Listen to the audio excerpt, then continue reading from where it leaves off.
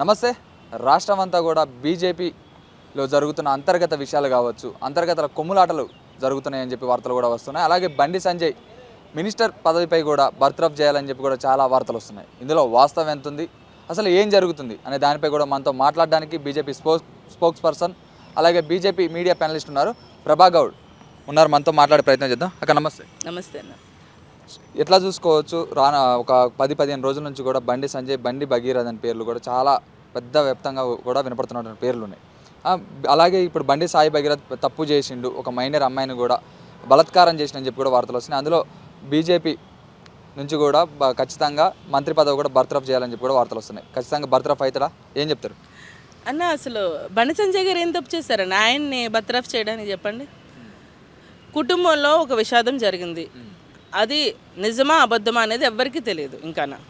So తెలియకుండా అసలు ఆయనకి ఏం సంబంధం అంటే, బిడ్డని కన్నంత మాత్రాన ప్రతిదీ ఆయనకి సంబంధం అనుకోవడం కరెక్ట్ కాదు.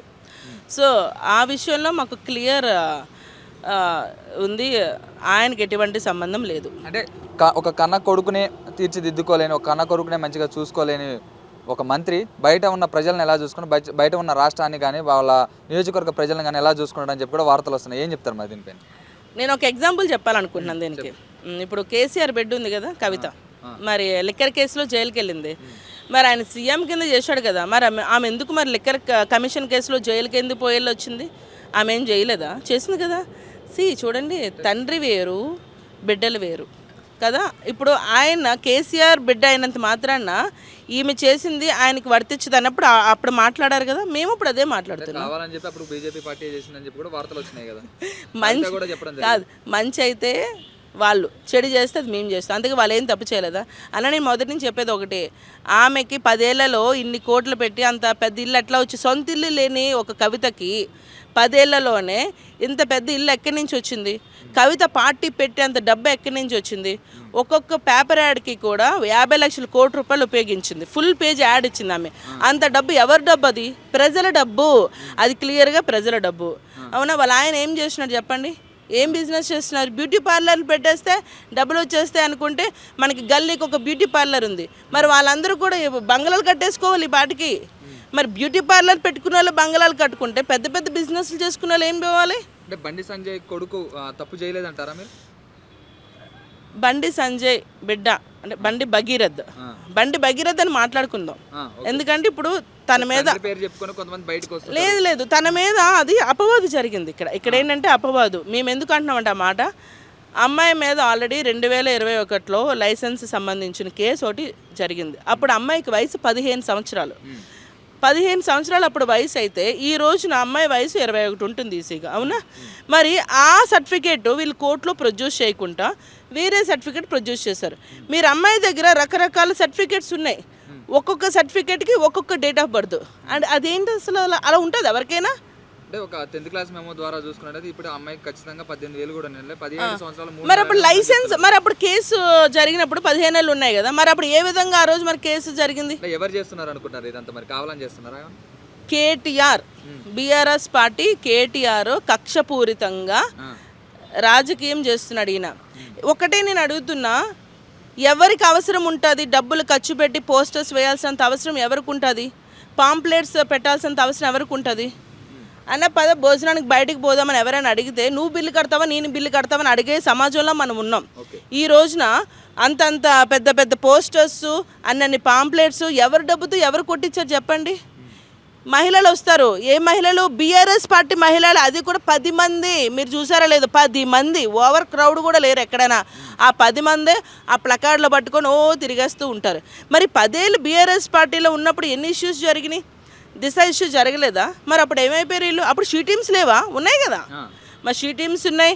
మరి వాక్ బోర్డ్ చైర్మన్ కొడుకు మళ్ళా ఎమ్మెల్యే మనవడు కలిసి ఒక గ్యాంగ్ రేప్ చేశారు. మరి అప్పుడేమైపోయింది? బీఆర్ఎస్ పార్టీ మహిళలు అప్పుడేమైపోయారు? మరి అప్పుడెందుకు ఇలా అంటించలేదు? మరి అప్పుడు వాళ్ళని కూడా యాక్షన్ తీసుకోవాలి కదా. మరి అప్పుడేమైపోయారు వీళ్ళంతా?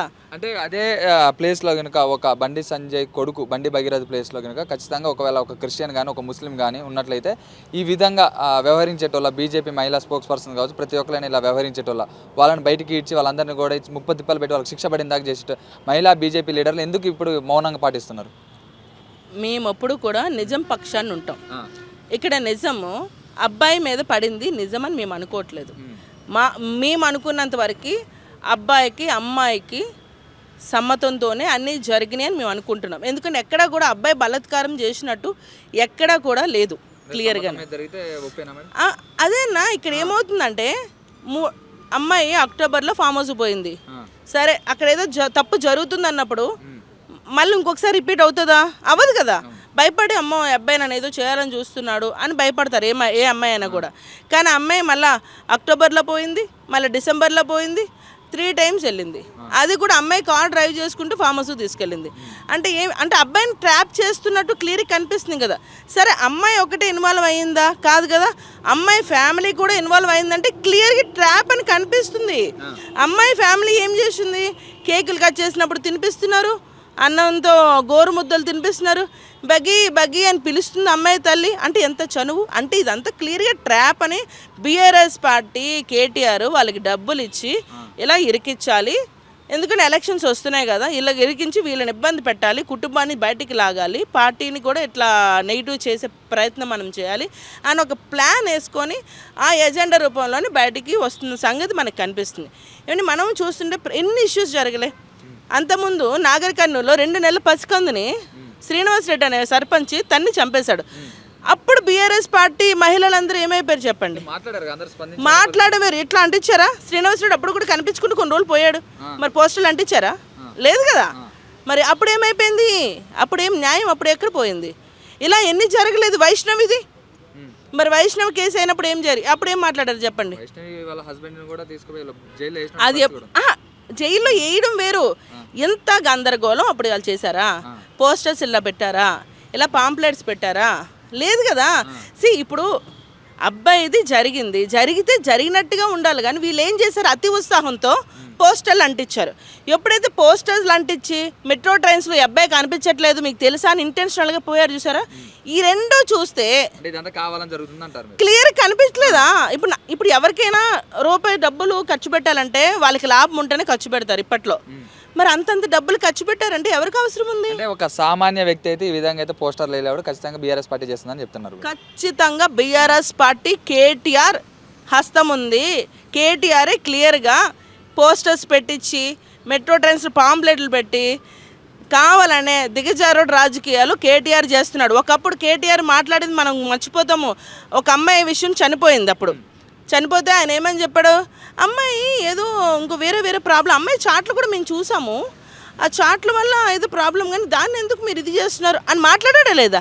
మరి ఆ రోజు అమ్మాయి కాదా? మరి ఈ అమ్మాయా? మరి ఆ రోజు అలా మాట్లాడిన కేటీఆర్ మరి ఈ రోజు ఏం మాట్లాడుతున్నాడు? అప్పుడు న్యాయం చేయలేకపోయినా అని చెప్పి ఇప్పుడు న్యాయం చేద్దాం అనుకుంటుండేమో. ఏంటి వాళ్ళు గద్దె మీద కూర్చున్నప్పుడు న్యాయం చేయలేదు కానీ ఫామ్ హౌస్లో కూర్చున్నప్పుడు న్యాయం చేస్తారా? ఏం మాట్లాడుతున్నారన్నా? ఇది ఖచ్చితంగా బీఆర్ఎస్ పార్టీ ట్రాప్, క్లియర్గానా ట్రాప్. అదే బండి సంజయ్ కూడా నేను బీజేపీ కార్యకర్తని, బీజేపీ కరుడు కట్టిన కార్యకర్తని, నేను చనిపోయినా కానీ బీజేపీ జెండాని నా మీద వేయాలని చెప్పి కూడా చెప్తున్నాను. అంటే బండి సంజయ్ నాకు ఇన్ఫర్మేషన్ రాగానే నేను నా కొడుకుని తీసుకొచ్చి ఒప్పచెప్పినా అని చెప్తున్నాను. ఎందుకు ఒప్పచెప్పడానికి ఇన్ఫర్మేషన్ రావడానికి 10 రోజులు పట్టిందని చెప్పి కూడా అందరూ ప్రశ్నిస్తున్న పరిస్థితి. ఏం చెప్తారు మరి దీని మీద? ఇప్పుడు ఆయన బిడ్డ తప్పు చేశాడో లేదో ఆయన కూడా తెలుసుకోవాలి కదా. దానికి సంబంధించిన డాక్యుమెంట్స్ కూడా ఆయనకి ప్రూఫ్లు విట్నెస్లు తెచ్చుకోవాలి. అది వీళ్ళు ఏదైనా మాయ చేస్తారన్న, మనుషుల్ని ఏదైనా మాయ చేస్తారు. తెచ్చుకోవద్దా? ఇప్పుడు అమ్మాయి మైనరా కాదా క్లారిఫికేషన్ అతనికి రావాలి కదా. ఆయన దానికి తగ్గ డాక్యుమెంట్స్ తెచ్చుకున్నాడు కదా. తెచ్చుకుంటే ఒక్కొక్క దాంట్లో ఒక్కొక్క డేట్ ఆఫ్ బర్త్ ఉంది అమ్మాయికి. అమ్మాయి అబ్బాయికి ఇష్టంగా పోయారా లేకపోతే అబ్బాయి బలవంతం చేశాడా తెలుసుకోవాలి కదా. మరి ఇవన్నీ తెలుసుకోవడానికి కొంచెం టైం పడుతుంది కదా. మరి టైం పట్టుకుంటా మీరు అంటే ఎలాగా? ఆ అబ్బాయి ఎక్కడికి అవుట్ ఆఫ్ కంట్రీ పారిపోలేదు, వాళ్ళ మేనమామ ఇంట్లోనే ఉన్నాడు, ఆ విషయం అందరికీ తెలుసు.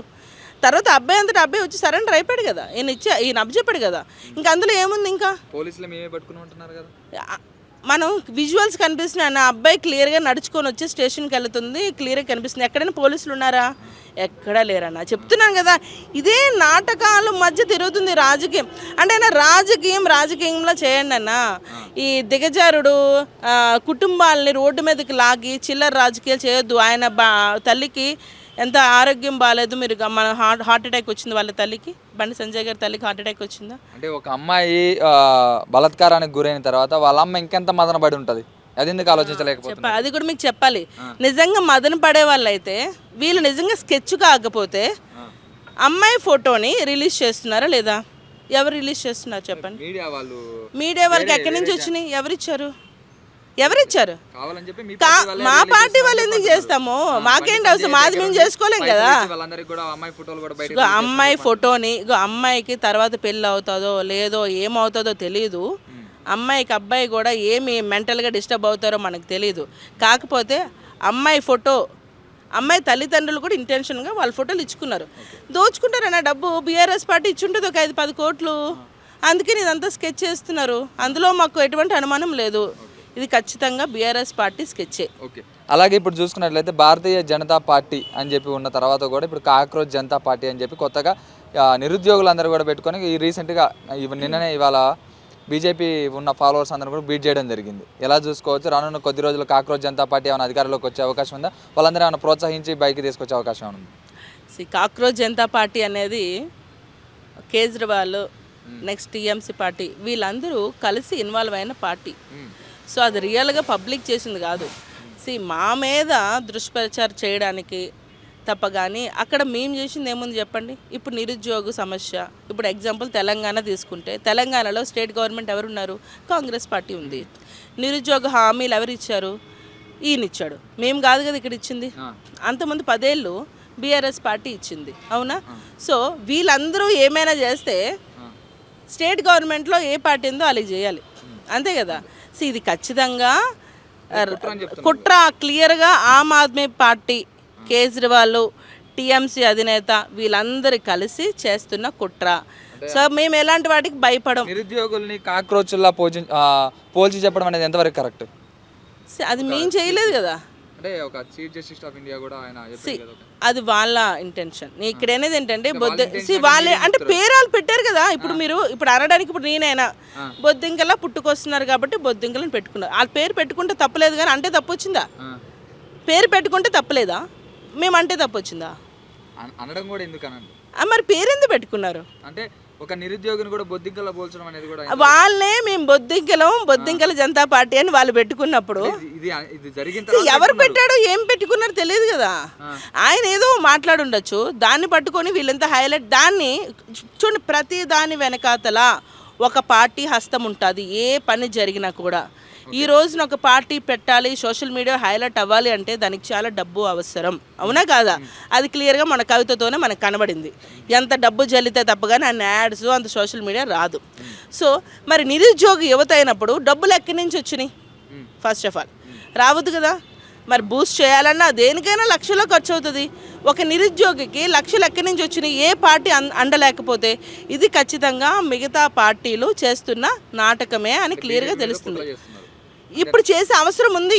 ఎందుకంటే బీజేపీ 21 రాష్ట్రాల్లో ఉంది. మిగతా రాష్ట్రాల్లో కూడా చొచ్చుకుని వెళ్ళిపోతుంది. ఎందుకంటే ఇప్పుడు ఎస్ఐఆర్ వస్తుంది. ఎస్ఐఆర్లో చచ్చిన వాళ్ళ ఓట్లు, రోహింగ్యాస్ ఓట్లు, దొంగ ఓట్లు మొత్తం అన్నీ పోయి రియల్ ప్రజల ఓటింగ్ అనేది వస్తుంది. ఈ భయానికి భయపడి ఏమైపోతామా, మేము పార్టీలు అంతా తుడుచుకుపోతామా అని భయపడి మా మీదకి దండయాత్ర చేయడానికి వచ్చారు. కానీ మాకు ఏమి వీళ్ళ వల్ల తెలంగాణలో బీజేపీ పార్టీ రాబోతుందా, వస్తుందా అన్నా మీరు రాసి పెట్టుకోండి. ఖచ్చితంగా భారతీయ జనతా పార్టీ జెండా ఎగిరివేసి చూపిస్తుంది ఇప్పుడు నెక్స్ట్ ఎలక్షన్లో. ఎందుకు అంత ధీమాతో చెప్తున్నారు? రియల్ ఓటింగ్ అనా, రియల్ పబ్లిక్ ఓటింగ్. ఇప్పుడు ఎస్ఏఆర్ అయిన తర్వాత ఏమవుతుంది? ఇప్పుడు వెస్ట్ బెంగాల్లోని ఎస్ఏఆర్ అయిందా? 90 లక్షల, అవునా, 90 లక్షల దొంగ ఓట్లు బయటకు వచ్చినాయి. 90 లక్షల ఓట్లు పోవడం వల్లే కదా ఆమె ఇప్పుడు ఓడిపోయింది. లేకపోతే లాస్ట్ 3 టర్మ్లో కూడా ఆమె ఎందుకు గెలిచింది? ఆమె ఎందుకు బోర్డర్కి ఫెన్సింగ్ వేయలేదు చెప్పండి? కేవలం దొంగ ఓట్ల కోసం బయట నుంచి లోపల రావాలి. ప్లస్ మహిళలు కూడా రక్షణ లేదు. ఎంతోమంది అది క్లోజ్ చేయమన్నా కూడా ఆమె వినలేదు. సో ఆమె గూండా రాజకీయం కోసం ఆమె అట్లా చేసింది. కానీ ఇక్కడ రాక్షస పాలన పోయి ప్రజాపాలన రావాలి అంటే కేవలం భారతీయ జనతా పార్టీ వస్తేనే అన్నీ డెవలప్ అవుతాయి. ఎందుకంటే మేము వాళ్ళకి నిధులు తెస్తున్నాం. ఇక్కడ చాలా నిధులతోని మేము సమ్మక్క సార్లక ట్రైబల్ యూనివర్సిటీ అవని, ఎయిమ్స్, బీబీ నగర్ అవని ఇవన్నీ కూడా మేము చేస్తున్నాం కదా. ఈవెన్ సికింద్రాబాద్ యాదాద్రి ట్రైన్స్ అవని, సో మాన్మూర్ ఎయిర్పోర్ట్ అవని ఇవన్నీ మేము చేస్తున్నాం కదా. సో మేమేం తక్కువ చేసాం? సో ఇంకా ప్రజలు మమ్మల్ని ఆహ్వానిస్తారు. యువతకి తెలుసు, యువత భవిష్యత్తు బాగుండాలి అంటే ఒక భారతీయ జనతా పార్టీ వస్తేనే యువతకి భవిష్యత్తు బాగుంటుంది అన్న క్లారిటీ వాళ్ళకుంది.